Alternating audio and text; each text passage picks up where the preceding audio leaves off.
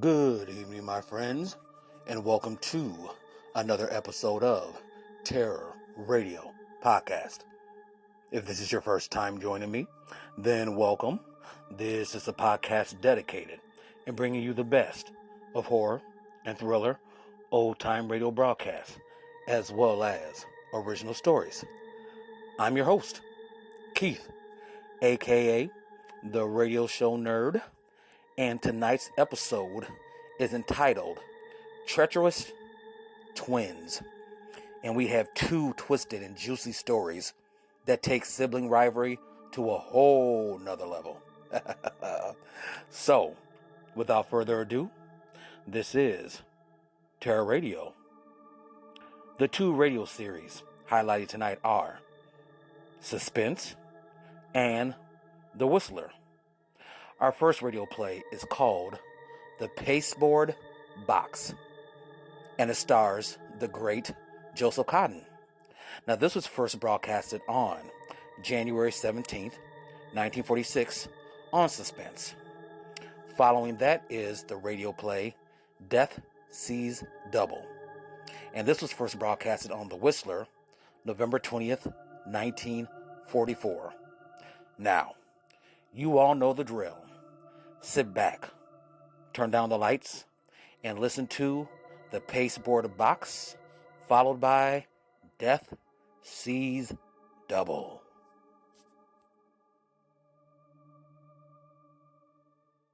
Now, Roma Wines, R-O-M-A, made in California for enjoyment throughout the world. Roma Wines present Suspense. Tonight, Roma Wines bring you Mr. Joseph Cotten as star of The Pasteboard Box, a suspense play produced, edited, and directed for Roma Wines by William Spear.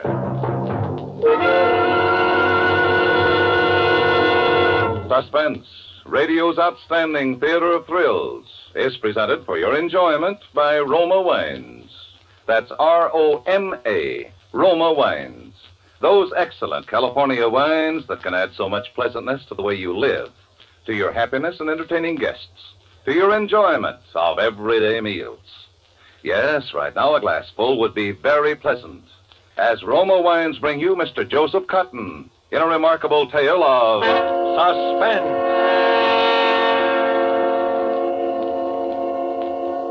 Save it, Walter. Taking all of that I can. I'm through, you understand? Through. Sorry, sir. I couldn't help but overhear you. What's the difference now? I hope you haven't quarreled seriously with your brother. Quarreled? What else have I ever done with him but quarrel? Oh, I realize he's a bit difficult at times, sir, but I'm sure he has your best interest at heart. Yeah, well, from now on, he can stop worrying about my best interest because I'm getting out of his life tonight for good.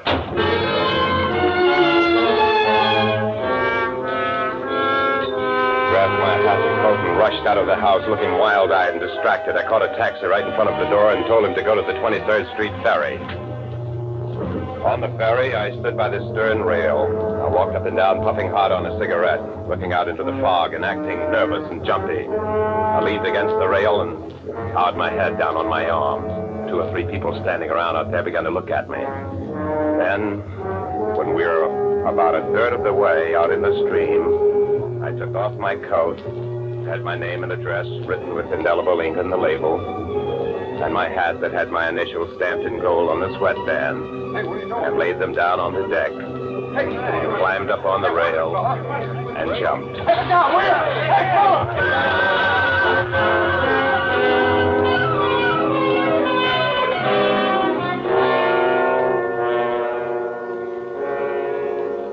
It was as easy as that. A fight with my brother that was loud enough so the houseman couldn't help but hear it. A jump off the 23rd Street ferry, leaving plenty of identification behind.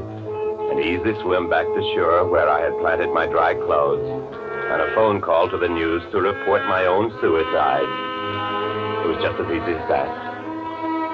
On Friday afternoon, I waited across the street until I saw Williams, the houseman, leaving for his usual weekend. And then I let myself in the front door and walked back to the study. Come in, Williams. I thought you'd gone. Walter. Jack. What's the matter, Walter? You look as though you'd seen a ghost. Jack, well, haven't you seen the papers? I thought you were dead. Yeah, I changed my mind. Jack, how could you? How could you have done such a thing? I didn't. I just went swimming, that's all. Don't tell anyone I'm here. Yes? This is Mr. Parcell. Yes, I told you once it was broken. Well, I'm sure I don't know. I know certainly I didn't break it. Yes, it's still in the box. Well, I'll send you the pieces if you like. Well, that's a little late, I'm afraid. Well, it doesn't matter anyway. It's the principle of the thing. Besides, I'm going out of town. Yes. Yes, I suppose there'll be someone here to receive it. All right. Silly. Goldfish bowl. What? Oh, you know, I ordered a larger one, and it arrived this morning, all smashed up, and they were arguing about sending me a new one. There it is in that big square box. You can see for yourself it's smashed. That's certainly like you, Walter. At the last minute, you worrying about a $2 goldfish bowl. What do you mean, the last minute? Well, you just said over the phone you were going out of town. Yes? What's the idea? Well, Jack, I was terribly upset when I heard that, I thought... I'll bet. Where are you going? Well, I hadn't quite made up my mind. I just wanted to get away. Taking quite a lot of luggage for just a little trip out of town, aren't you, Walter? Clearing the papers out of your desk, too, huh? Well, I simply thought I could get a little work done while I was away. Or were you thinking of staying away for a while because somebody might ask questions about why I jumped in the river and the answers might make you look like a heel? Why, of course not. Such an idea never entered my head. You always were yellow. You'd run away from anything. Jack, that's quite enough. That's right. Those are the truest words you ever spoke. And I wouldn't bother about packing luggage anymore if I were you. What? Why not?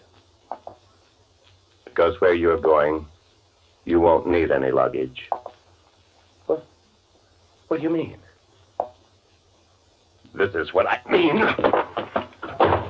Jack, don't, you're choking, you're choking.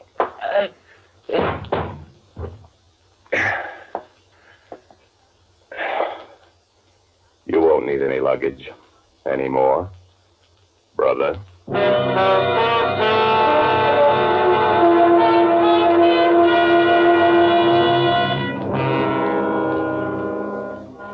It's like Cain felt about Abel, I suppose. There he was, lying on the floor, looking as though it was me lying there, only it wasn't. It was him, and I was glad. It's a funny thing about twins, being one yourself. You notice them more than most people would. And all the twins I'd ever known had got along good. Extra good. But not me and Walter. I hated him ever since I could remember. I hated him because the old man was about the only one who could tell us apart. And it was Walter he always called to him, not me. I hated him for what he got and what I didn't. I hated him because he was always good and I was bad. I hated him because the old man left everything he had to him, and it wasn't hay either. And because I couldn't do anything about it on account of that forgery rap I'd taken. And I hated him for the way he'd taken care of me since I got out of jail and thrown it in my face every chance he got. I hated him for all those things and a lot more. And I was dead. And I'd killed him. And I was glad. You don't believe me? Brother, I felt great. I went over to the mirror and combed my hair over to the left side like his, and I locked the study door and went upstairs to the bathroom and shaved off my mustache. He was clean shaven. Went back in the bedroom and put on one of his suits. And when I got through and stood in front of the big full-length bedroom mirror, I looked the spit-in image of him. No one in the world could have told that I wasn't Walter Parcell. In fact, I was Walter Parcell. I went back to the study. All I had to do now was dispose of the evidence. But first, I couldn't resist looking around. It was mine now. All mine. Those stupid fish he had all over the place in glass tanks, the books he never read, and all the rest of it. In his desk was a list of all the bonds and securities and the number of his safe deposit box and the combination to the safe and the bank book, all nice and neat. And on the desk was a picture of Helen Winters, the little vixen he was engaged to. And I made a mental note that I'd at least have to call her before I left town. It looked funny if I didn't. I might even do more than call her. Well, it was no use stalling any longer. It had to be done. I got the body over my shoulder and carried it upstairs and put it in the bathtub. I locked the bathroom door from the inside. Then I got to work.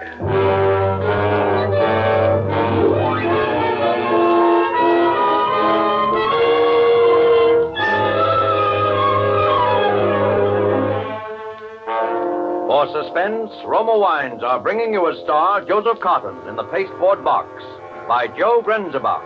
Roma Wines' presentation tonight in radio's outstanding theater of thrills, Suspense.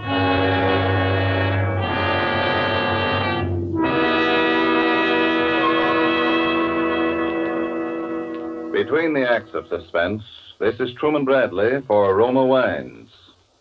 Here's a simple secret about entertaining that has won compliments for many a hostess. The next time you have dinner guests, keep them pleasantly occupied during that hour before the meal by serving Roma California Sherry. Serving Roma Sherry before dinner has become a friendly American custom. Yes, glorious golden amber Roma Sherry with tempting fragrance and intriguing nut-like taste is the perfect first call for dinner. And you'll find Roma Sherry equally pleasing with a tasty evening snack, a delightful wine to serve anytime. Roma Sherry, like all Roma wine, is a true natural wine, crushed from choicest grapes, grown in California's finest vineyards, then unhurriedly guided to taste perfection by Roma's ancient winemaking skill, bottled at the winery for unvarying goodness.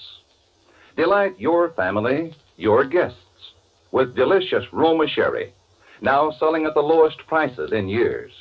Insist on Roma, R-O-M-A, for uniformly high quality at low cost.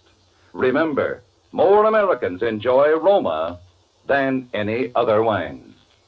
And now, Roma Wines bring back to our Hollywood soundstage Joseph Cotton as star of the Pasteboard Box, a play well calculated to keep you in suspense.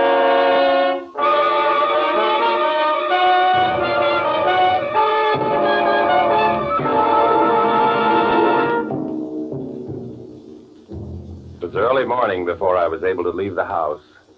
I walked to the nearest subway with a suitcase, a heavy suitcase, because it was also weighted down inside with old furnace grates and sash weights. I got off the subway at Dyckman Street and took the Dyckman Street ferry to Jersey.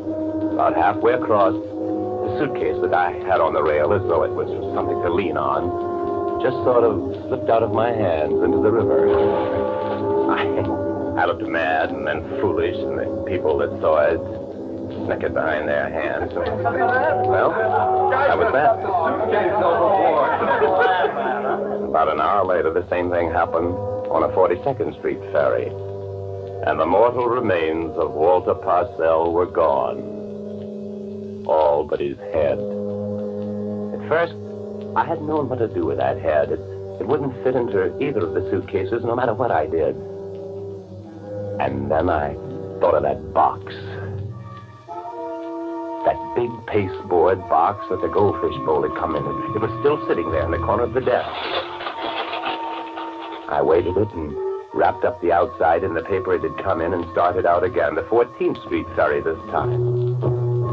I had it balanced up there on the rail just like I'd had the others, and then... Hey, look out! Hey, it's all right, mister. I got it. I let go. Oh, I've got it.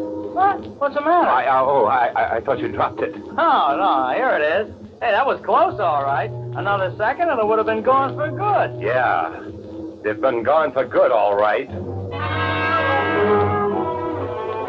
Walking across 14th Street on the way back from the ferry, people were pushing behind me, and the next thing I knew, I was in a department store. I was walking down one of the aisles just to keep moving and not to attract attention when it hit me right between the eyes.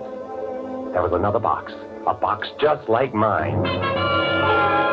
It was sitting up there on one of the counters, and next to it was an old guy looking at some bow ties. I walked over and put my box on the counter next to his, and I pretended I was waiting for a clerk. Then, after a couple of minutes, I pretended to change my mind. I picked up the box, his box, of course, and started for the door. Say, I say there.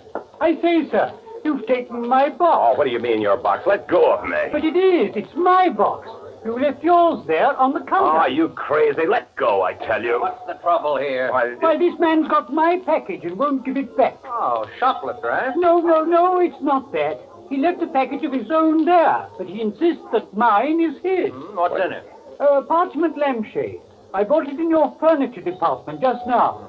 The girl would confirm that. I see. All right, what's in yours?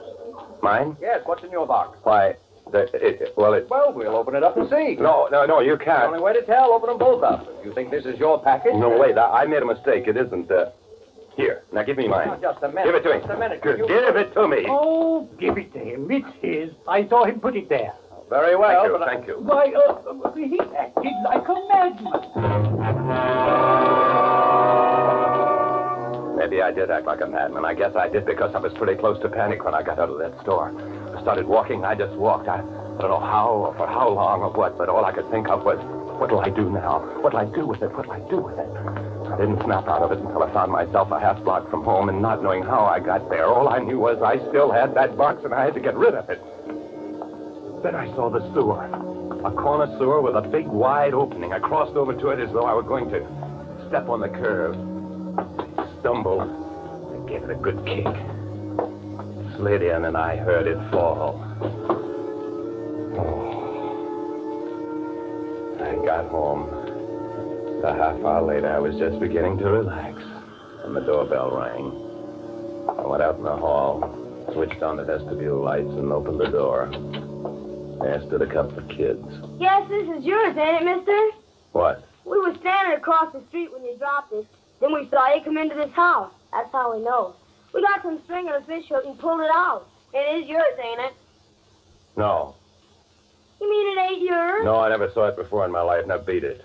Oh, then we can open it, huh, Johnny? Wait, no. I don't know. Maybe we ought to take it to the cops. Here, you give that to me. Give it to me. But you said... I made a mistake. I didn't recognize it. Now give it to me. Beat it. Well, aren't you glad to get it back? Huh? Oh, sure.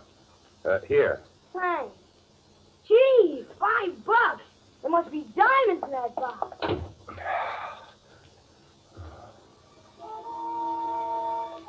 It was back. The kids were hardly down the steps before I was out the house without a hat, a coat, or anything, running toward 2nd Avenue. I didn't care who saw me now. Didn't dare stop for a taxi. I had to keep running.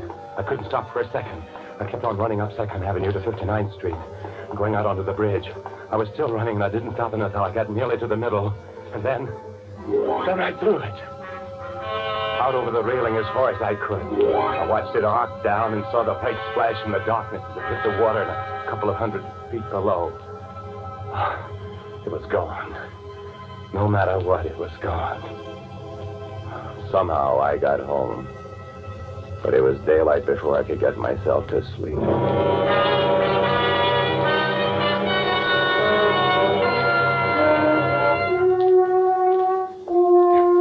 Monday morning, I felt better. Got up fairly early and went down to study and make my plans. Seeing the picture of Helen Winters on the disc reminded me I ought to call her.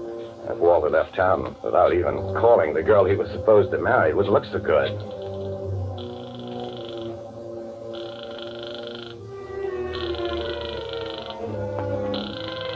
There was no answer, so I hung up.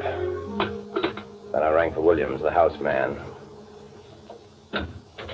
Yes, sir? Oh, Williams, I'm sorry to tell you this, but I'm going to have to let you go. Oh, I'm sorry to hear it, sir. If it's anything I've done. Quite the contrary. I've found our association most pleasant, but the death of my brother has been quite a shock, of course. Of course, sir. I'm going away. I don't know how long I shall be gone, or when I shall be back, or if I shall come back here at all. So I thought it was best this way. Yes, sir. When will you be leaving, sir? Within a few days. There's no hurry, but I wanted you to be able to make your own plans.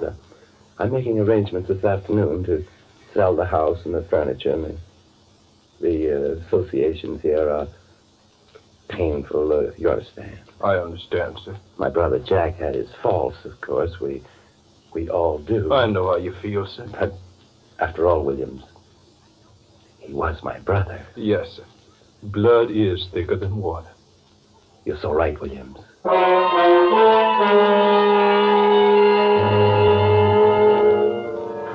That first performance left me feeling pretty satisfied. The next one wasn't so easy. But for things to look right, it had to be done. So after breakfast, I went down to police headquarters. Well, what can we do for you, Mr. Parcell? Why, I'm going away for a while, and I wondered if you had recovered my poor brother's... His body? Yes. No, I'm sorry. We haven't, Mr. Parcell. Oh, I see. Now, while you're here, though, there is something you might look at for us. Very well. This way, please.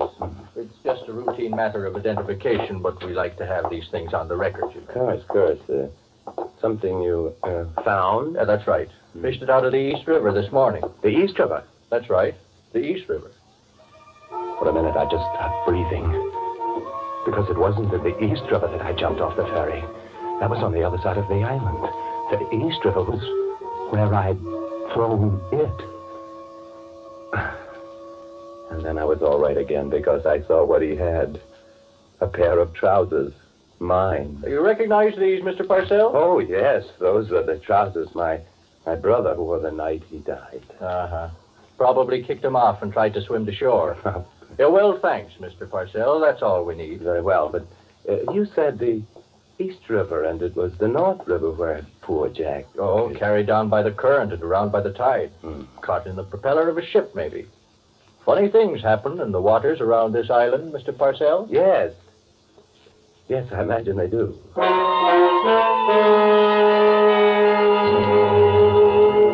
So, that was all right, too. When I got out of headquarters, I went across the street to a pay station and phoned Helen Winters again.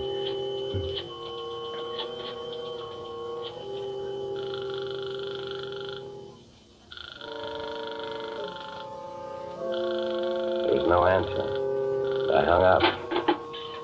Then I went uptown to the bank, Walter's Bank. I'd never been in it before in my life, and I'd been wondering how I'd know who to be chummy to, but I needn't have worried about that. Well, good morning, Mr. Parcell. Good morning. We were all terribly sorry to hear of your bereavement, Mr. Yes, Parcell. yes, thank you. As a matter of fact, that's what brings me here. I see. Something about the estate? Oh, no, but I shall want to get into my safe deposit box. Why, certainly, Mr. Parcell. Thank you. By the way, do you happen to know what my cash balance is? Just roughly. Roughly between 32 and 33,000. I'll want 5,000 in cash. I'll make out a counter check. You can forward the rest when I've made banking connections in Mexico. Oh, Mexico? What, do you expect to be in Mexico for any length of time? Oh, yes, for quite a length of time. Oh. Shall we go down to the vault, sir? Oh, yes, by all means.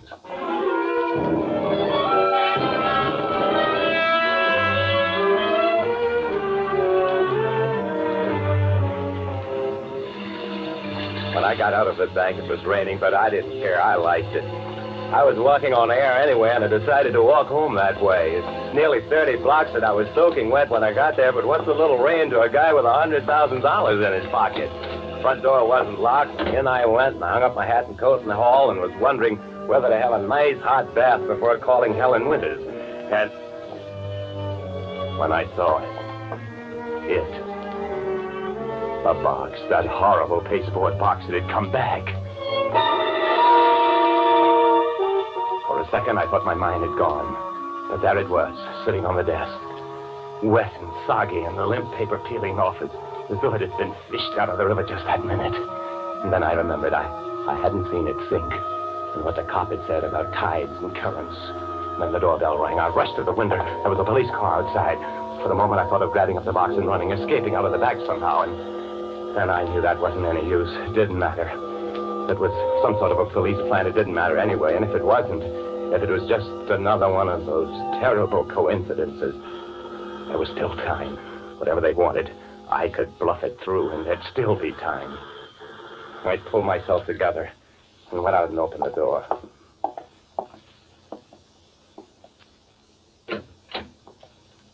Yes? We're from headquarters. Yes. You're Walter Purcell? Walter Parcell. They thought I was Walter Parcell. They didn't even know he was dead. That was all right. There was still time. I said, are you Walter Purcell? Yes, I'm Walter Parcell. You know a young woman named Helen Winters? Oh, Helen Winters, of course. She's my fiancée. Then I'm afraid you're going to have to come along with us, Mr. Purcell. With you, why? Helen Winters has been murdered. And I might as well tell you now that anything you say will be used against you. The evidence is pretty conclusive. That you murdered her. I didn't. I couldn't. We found her this morning in the coroner report. She was killed Friday night. You were seen entering the place that night, and you were seen leaving. A gun that we traced to you was found in an ash can a block away. Now, what do you expect us to believe, Mr. Parcell? Wait a minute. There's a mistake. There's been a terrible mistake. I'm not Walter Parcell. I'm his brother. I'm his brother, Jack. The one who committed suicide? Yes. Only I didn't. I changed my mind. I swam back to shore. I came back here, and I found Walter. He was dead. He killed himself. And now I know why. Don't you see? Because he murdered the girl. You didn't report it. Where's the body? The body? Yes, the body. No, that's it. Now, look. Everyone knew I quarreled with Walter, and so I thought they'd pin it on me. I thought they'd say I killed him. So I disposed of the body. Then I took his place. We're twins, don't you see? Mr. Parcell, I've been in this business a long time, and I've heard some beauties. But I never had a man ask me to believe one like that. True. I swear it's true. All right, then where's the body? I threw it in the river with the weight. I thought so. Come on. Now, wait a minute. Come on. I can prove it. I can prove it. Yeah, how? Because I've still got his head. His head? That would prove it, wouldn't it? Or wouldn't it? It certainly would. Come on. I'll show you. Here in that box, see? I'd open it. Sure. I threw it in the river, and it got back here somehow. It's still wet, see? That doesn't look like anybody's head to me, Mr. Parcell. To me, it looks like just an ordinary goldfish bowl.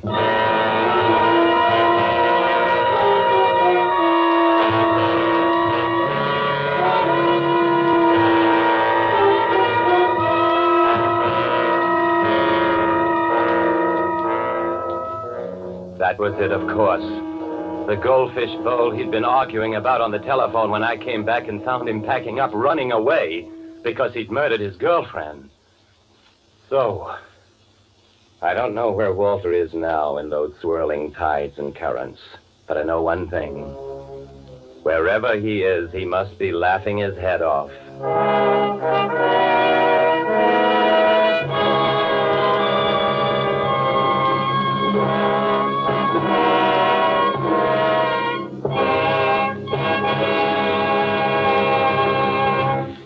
Suspense.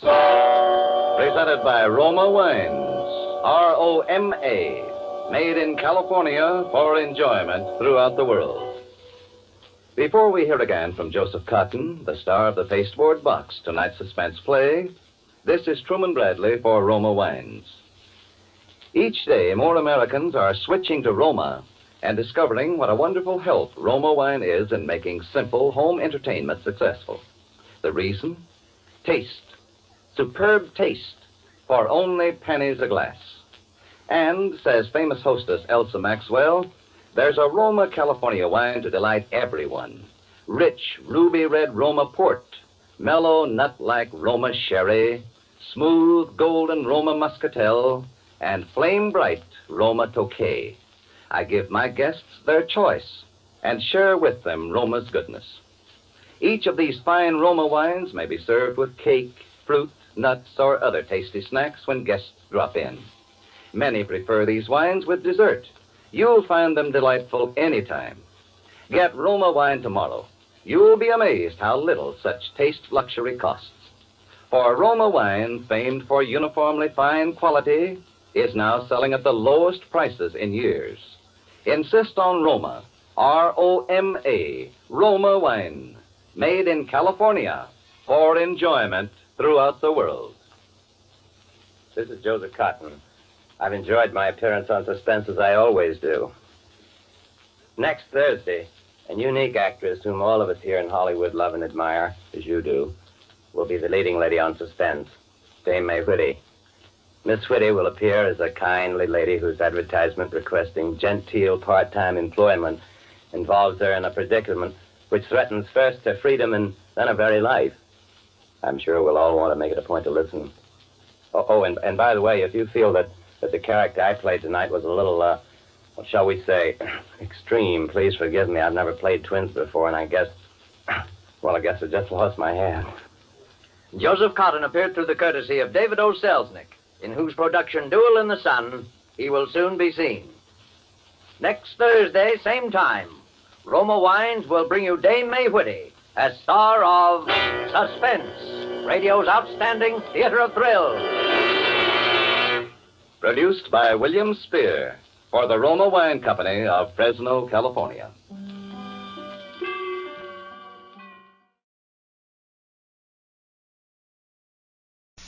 Let every go signal remind you that you do go farther with Signal gasoline.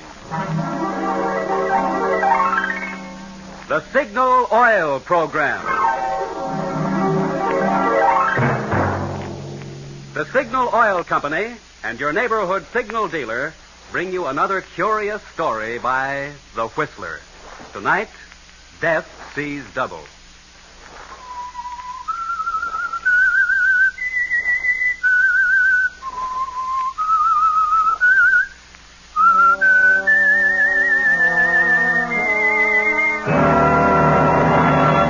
I am the Whistler, and I know many things, for I walk by night. I know many strange tales, many secrets hidden in the hearts of men and women who have stepped into the shadows. Presently I'll tell you of nameless terrors of which they dare not speak.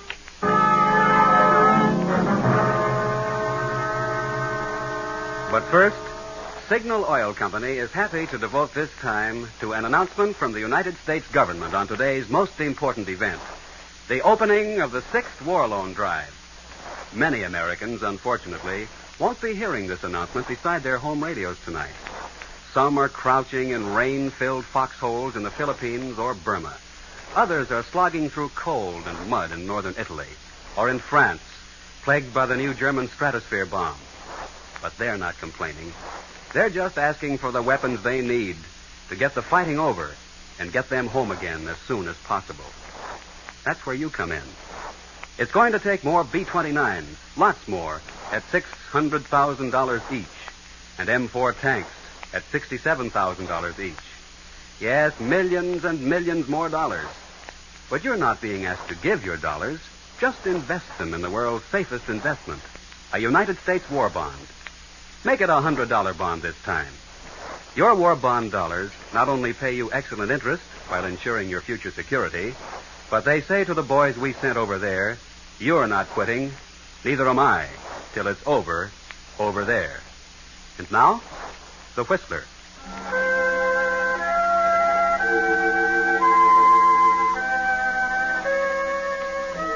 You've heard of identical twins, haven't you? Yes. You don't run across them very often, but once in a while you'll find two people who look so much alike that even their own parents can't tell them apart. And that can lead to all sorts of complications. There's one case I have in mind especially, the case of Mona and Martha Spencer, identical twin sisters. They were exactly alike. Their friends couldn't tell them apart. Their mother and father, before they died, had trouble distinguishing between them. After their parents' death, they were alone in the world. Two devoted, loving sisters. At least that's what everyone thought. Two loving sisters, beautiful, popular, surrounded by admirers. Then along came Bill Everett, handsome, successful, the catch of the season, as they say. And Mona caught him. Yes, they became engaged, and Mona bought out the stores for her trousseau. And one night, she and Martha stood in Mona's room, admiring the beautiful dresses and lingerie she had purchased. And this dress, and this robe, and... What's the matter, Martha? Oh, nothing. I think they're beautiful, all of them. Especially this dress. I wonder how I'd look in it. Oh, you'd look lovely, dear, the same as I will. Why don't you try it on? You mean it? Well, of course. It'll be like looking in a mirror as myself. Go ahead. I'd like to see how it will look on me. Well, if you're sure you don't mind. Of course I don't mind. Go ahead. Try it on. Oh, you're a very lucky girl, Mona. Lucky? Be so lovely and have Bill. Well, if I'm lovely, so are you. We're both alike. Yes, except for one thing. Well, Martha, what is it? We've never had secrets from each other. How aren't we alike? You have Bill. Oh, I do believe you're jealous. Are you in love with Bill, too? Nonsense. I just can't help feeling a little jealous, naturally. You found your man, and I... Well, you blame me? We're not alike in another respect, Martha. You're weak, and I'm strong. Weak? Yes. I found my man, as you put it, because I made up my mind to find him. You should do the same. Darling, what's happened to all your boyfriends? You've been staying home so much lately. Well, I just haven't felt like going out, that's all. Martha, sometimes I don't understand you. You're so moody lately. Oh, that's probably Bill. Run down and let him in like a good girl. I'll be dressed in a minute. All right.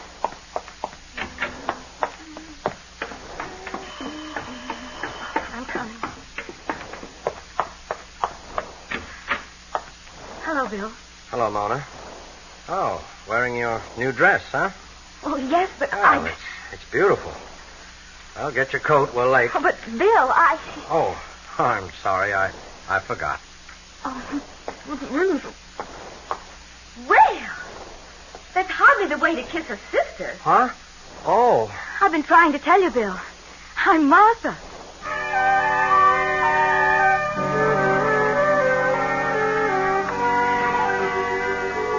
Poor Bill can't tell his fiancée from her sister. Yes. It's too bad that incident at the door had to happen, because it gave Martha an idea. She tried to put it out of her mind, but she couldn't.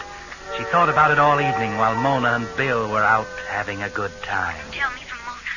Couldn't tell me from Mona. Not even when he kissed me. She couldn't tell. Yes, that little voice kept whispering to her over and over and over again. It wouldn't go away. The thought was there, insistent, growing. If even Bill couldn't distinguish between them, why not? Why not? By the time Mona came home, the thought had grown into a plan, and Martha was waiting for her sister. Oh, hello, Martha. Still up? Yes, I couldn't sleep. Oh, what's the matter? I've been thinking. Really? Oh, that's good. Oh, now run along to bed like a good girl. I'm dreadfully tired. Suppose you had a good time with Bill tonight. Wonderful. Where did you go? To the 74 Club in Maisie's, and... Oh, I'll tell you all about it tomorrow. Tell me now. Martha, what's the matter with you? Why are you still up? It's late. You should have been in bed long ago. I couldn't sleep. Well, that's too bad, dear. Why not pick something? I was thinking. I didn't want to sleep. Well, that's a waste of time. Now run along and get to bed. I'm certainly not going to stay and talk just because you don't want to go to bed. I'll tell you all about tonight in the morning, dear.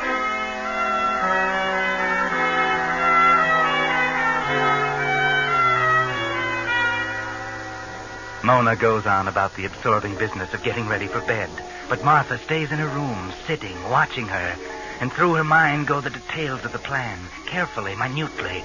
She watches her sister's beauty preparations with a stoic look on her face, but with hatred burning and growing inside her. Then Mona is ready. She climbs into bed and prepares to turn out the light. Run along, Martha. I'm going to bed. I want to talk. I told you we'd talk in the morning. No, we won't. What? There isn't going to be any tomorrow for you, Mona. What do you mean? What are you trying to do, scare me? I remember when we were little girls, you used to try to scare me. We're not children anymore, Martha. No, we're not, are we? But one thing is still the same. You always get the best of everything. That's the thing. I've hated you for years, never really known it until now. Hated having a sister. A sister who always got the best of everything. And then Bill came along. So I was right. You are in love with Bill. Yes, Mona, I'm in love with Bill. And you were right about another thing. I'm jealous of you. You're just lucky. You always have been lucky. You met him first, so he fell in love with you. Why couldn't it have been me? If I'd met him first, he would have fallen in love with me. Yes, you're laughing at me now, but you won't laugh much longer. You were right about several things, Mona, but you were terribly wrong about one thing. You said, I'm weak and you're strong. Well, you were wrong, Mona. I'm not weak. I'm strong. I'm stronger than you. I'm strong enough to kill you. You're a fool. You wouldn't gain anything by killing me. Wouldn't I? Now stop this nonsense and go to bed. We'll talk about it in the morning when you're more calm. You don't believe me, do you, Mona? You don't believe there isn't going to be any morning for you. But it's true, Mona. You're going to die tonight. I'm going to kill you. Martha! Where did you get that gun? That gun? Why don't you remember, Mona? This was Father's gun. Put that down! You can't order me around any longer. I thought it all up. Get away from me! Martha! Clumsy, aren't you, Mona? You can't run away from me. Martha! No! No! I'm following you, Mona. You won't go far. Just to the top of the stairs. Then you'll be down on your knees, begging me not to kill you. But it won't do you any good. Martha, in heaven's name! You see, it's you who's weak, not me. I'm strong. Martha! Martha, no! You're making a mistake. It won't do you any good. Martha, wait, please. Listen to me. You see, Mona, I told you you'd be begging on your knees. You must listen. No, you listen. You don't think I'll gain anything by killing you. You think I'll be caught and convicted and die. Well, you're wrong again, Mona. I won't be caught and I won't die. No one will even know you're dead, Mona, because after I kill you, I'm going to become you. They'll think I died. They'll think I committed suicide. Martha, please! Perfect, Mona. Perfect in every respect. Isn't it lucky we're twins? How fortunate we look exactly alike. How fortunate we sound exactly alike. You are me now, Mona. And you're going to kill yourself. No! Martha, don't! No! No! No! No! Hold still, Mona. Struggle. Won't do you any good. I'm strong, Mona. I'm strong enough to put this gun to your head. It must look like suicide, Mona. The gun. Close. Powder burns on your face. Hold still, Mona, while I pull the trigger.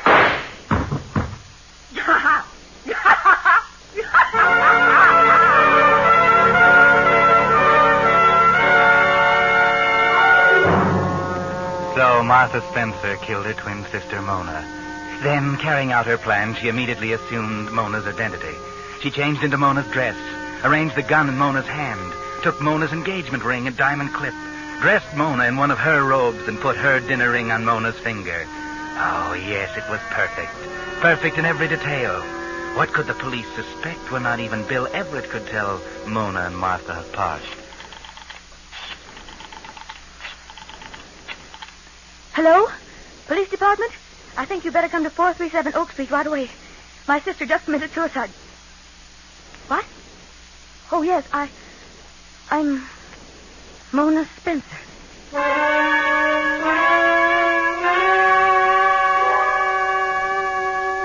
Yes, it's done now. Now there's no turning back, Martha. So don't get nervous. Keep calm and face the police just as if it really had been suicide. Nothing is going to go wrong, nothing. Not if you keep your head. Your plan is perfect. And when the police arrive, you do keep your head. They ask only a few simple questions. And Bill, who arrives soon after, is with you to keep you steady. So you carry it off rather well. I'm sorry to subject you to these questions, Miss Spencer. I know how you must feel. Poor Martha. She threatened to kill herself, but I didn't think she'd do it. Had she been depressed recently? Oh, yes, very depressed. She seemed to be losing control of herself. She was never quite the same after our parents died. Do you suppose your forthcoming marriage had anything to do with it? Well, I'm afraid it did. You see, Martha and I were always very close to each other. She had no boyfriends. I couldn't understand it. She was very attractive. Yes, just as you are. Yes. But for some reason, no one ever became seriously interested in her. And then when Bill and I... Yes, I understand. By the way, Mr. Everett, Did Martha Spencer say anything to you that might lead you to believe she contemplated suicide? Well, I can't say she did. It's all right, dear. You needn't spare me. I'm sure you must have noticed how strangely she's been acting lately. Well, come to think of it, she didn't quite seem to be herself. I see. Well, I don't think we need to trouble you any further, Miss Spencer. These were just routine questions. The coroner's verdict was suicide. I'm satisfied. Then if you'll excuse me. Of course. I'll be running along. Oh, don't bother to show me out. I can find my way. Thank you. Goodbye, Inspector. Bye. Goodbye, and good luck. Well, Mona, I think I better be running along, too. I'll call you in the morning, huh? I'll let you go, Bill. I don't want to be alone for a while. Oh, yes, I know, but... Well, see here, Mona, I thought perhaps in view of what's happened, you might want to postpone our marriage for a while. Oh, nonsense, Bill. I feel badly about poor Martha, of course. But we can't help her now. We may as well forget it and enjoy our own happiness. As you wish. Bill. Yeah? You haven't kissed me since Martha died. Oh, sorry.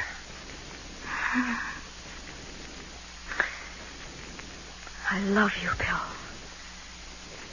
And now you're mine. Forever.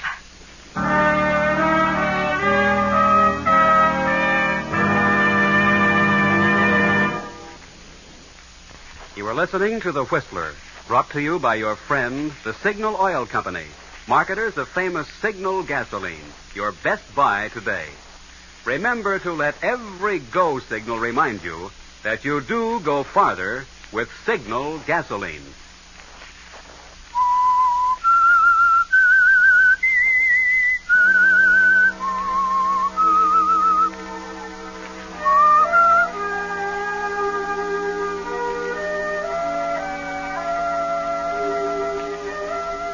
Well, several weeks went by. Martha thought she'd better wait a little while to make certain that the cold-blooded murder of her sister was not suspected. Yes, she was a clever girl, this Martha Spencer, posing as her twin sister, Mona. Martha knew she looked exactly like Mona. But did she talk exactly like her, and walk and act and make love exactly like Mona? At first, the possibility bothered her. Bill, kiss me. Okay. There. Bill. Yeah? You sometimes act so cold. I haven't done anything to make you feel differently. Oh, you know better than that. What's eating you, Mona? Nothing. I mean, I just wondered if I'd changed any. So much has happened. No, you haven't changed, Mona. You'll never change. Never in this world.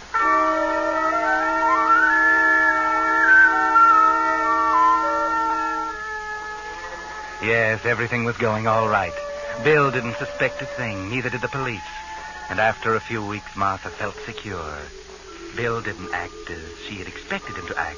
There was a sort of a chilly detachment in his attitude toward her, but perhaps that was only because he was shy or reticent to show his feelings before they were married.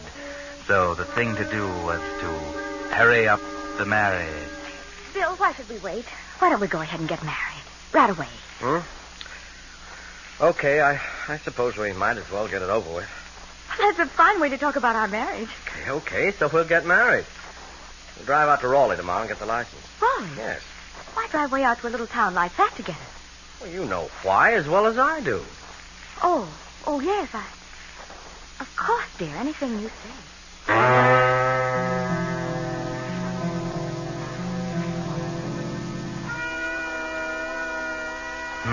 That's strange, isn't it, Martha? You don't know what he meant by that, do you? There must be some secret between Mona and Bill that you didn't know about. But never mind, it can't be very important. And he didn't suspect you. Don't worry about it as you drive out to Raleigh. Go to the courthouse and sign the application. But now there's something else. You watch amazed as Bill signs the application for a license. Bill? It's all right. I've signed correctly. Look, you can see for yourself. Bill, Stop it, Mona. What's getting into you? Next, please. Oh, yeah. Here you are. Let's see now. Seems to be all right. That'll be $2, please. There you are. Thank you. We'll have to wait 3 days, you know. Oh, well, better wait a moment now than later in a divorce court. Let's see, let me check these names here again. Miss Mona Spencer and Mr. George Garrett.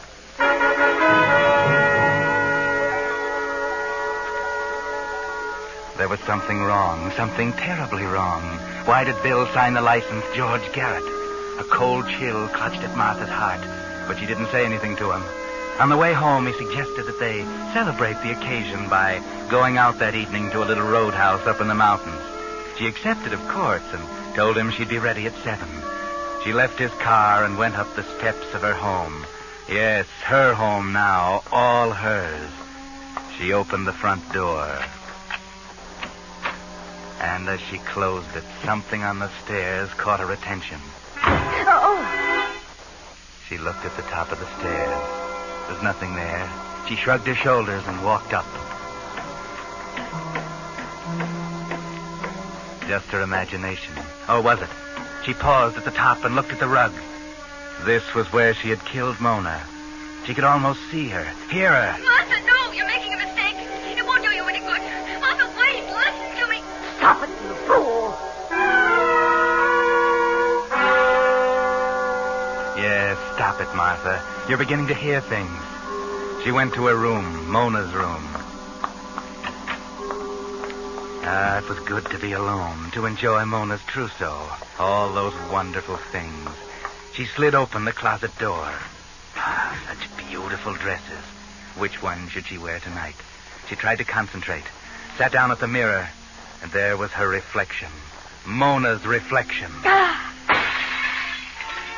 Oh, now isn't that a shame? Breaking that beautiful mirror and that fine bottle of perfume.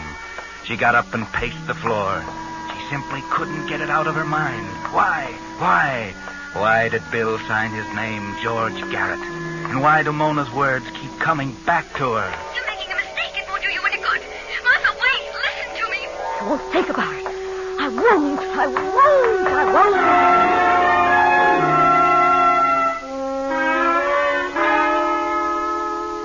That's right, Martha. Don't think about it. Get dressed. Make yourself beautiful as Mona was. You should be happy tonight, Martha. In just 3 days, you'll be married to Bill.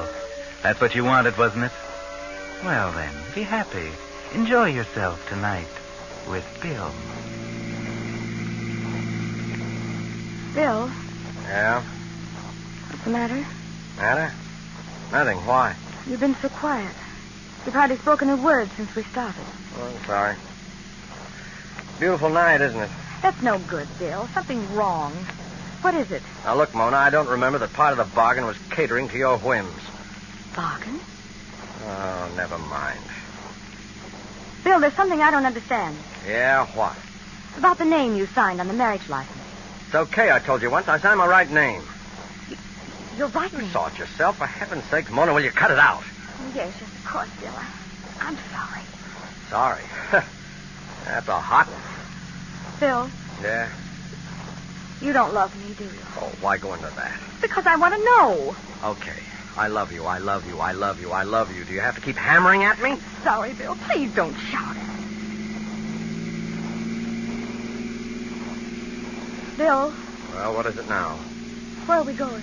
I told you once, to a little roadhouse. Well, I don't seem to recognize this road. Where are we? Oh, we're up in the mountains. We'll be at the top soon. Bill, You have to talk, Mona. Aren't you satisfied? You've had your own way. What more do you want? I want to know why you don't love me. I do love you. I'm crazy about you. Now leave me alone, will you? I'm not a fool, Bill. I want the truth. Oh, you do? Well, just be patient, Mona. We're almost there. Almost where? At the top. Yeah. Just around this curve.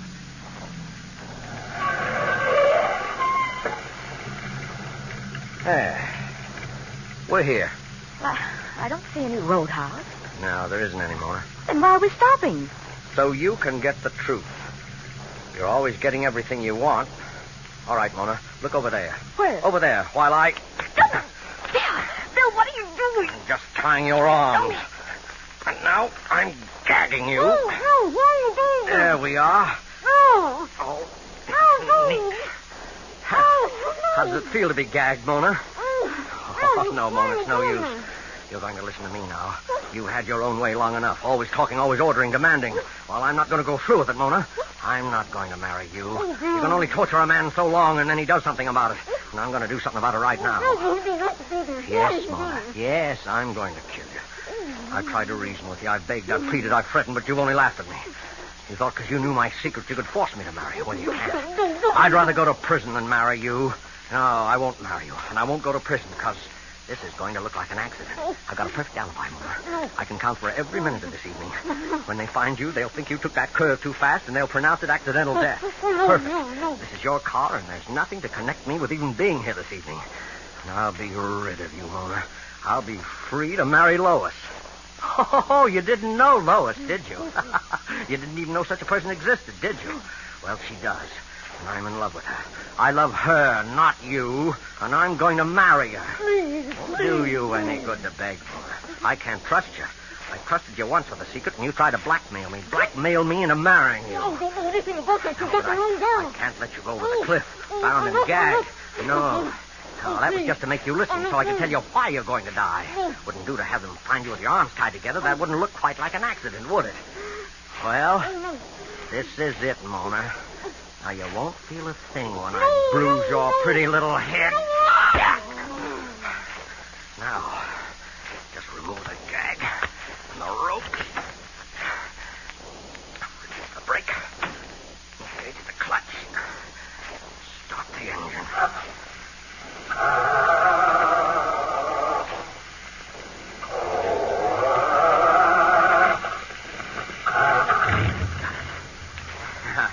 Goodbye, Mona.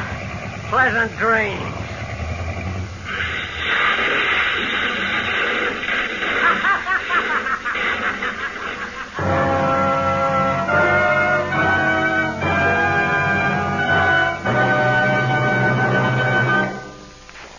The Whistler will return in just a moment with a strange ending of tonight's story. Meantime, let's test your memory. How long has it been since you had the lubricant changed in your transmission and differential? That's an important question, because the tremendous pressure under which the gears in most modern cars operate gradually pulverizes tiny metal particles and turns even the best lubricant into a grinding, harmful abrasive. That's why, if it's been 5,000 miles or over 6 months since you had your transmission and differential lubricant changed, your neighborhood Signal gasoline dealer suggests that now is a good time to do it. Now, when you bring your car in to have its Signal safety chart lubricated for winter protection. Your Signal dealer has the equipment to thoroughly flush out the old, worn-out lubricant. And his Signal safety chart shows the exact type of scientific high-pressure gear lubricant prescribed by the maker of your car. It's just another part of your neighborhood Signal gasoline dealer's complete, conscientious service to help your car go farther. And now, back to the Whistler.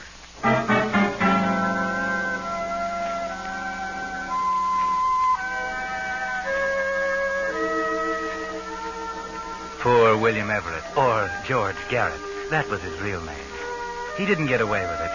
His alibi was foolproof enough so far as the accident was concerned. But he forgot that Inspector Dudley would check up on the marriage license and see his name signed big as life. The name of George Garrett, an escaped convict. Yes, Inspector Dudley didn't have to pin a murder on him. All he had to do was send him back to prison to finish serving a term of life imprisonment. Poor Bill. He only committed murder to protect his secret. And he never knew that it wasn't Mona he killed. It was Martha. And Martha hadn't the slightest idea that he had a secret. So she would never have given him away. Too bad Martha couldn't have known the truth before she killed Mona. Oh, well. That's what happens sometimes when you're a twin and you're in love with the same man as your sister.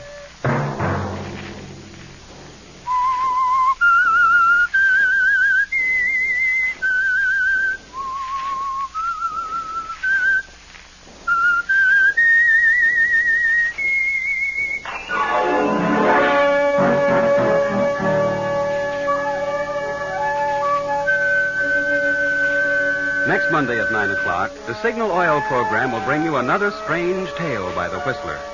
The Signal Oil program is broadcast for your entertainment by the Signal Oil Company, marketers of Signal's famous Go Farther gasoline and motor oil, and by your neighborhood Signal Oil dealer. and which at your service daily to keep your car running for the duration. The Signal Oil program, produced and directed by George W. Allen, with story by Ralph Rose and music by Wilbur Hatch, is transmitted to our troops overseas by the Armed Forces Radio Service.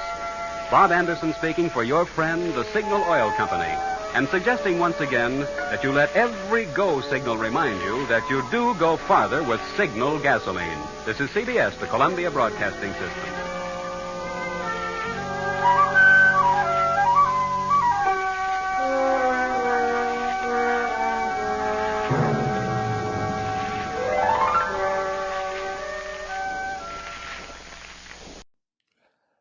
Well, that's the show for tonight. I want to thank you all for listening. And remember, you can find me on Facebook at facebook.com/terror1970, or you can find me on Instagram at Radio Show Nerd. I also have a YouTube channel, Terror Radio. Please check it out. Subscribe, like, and share the videos. It will be highly appreciated. Again, this is your host, Keith, better known as the Radio Show Nerd, signing off.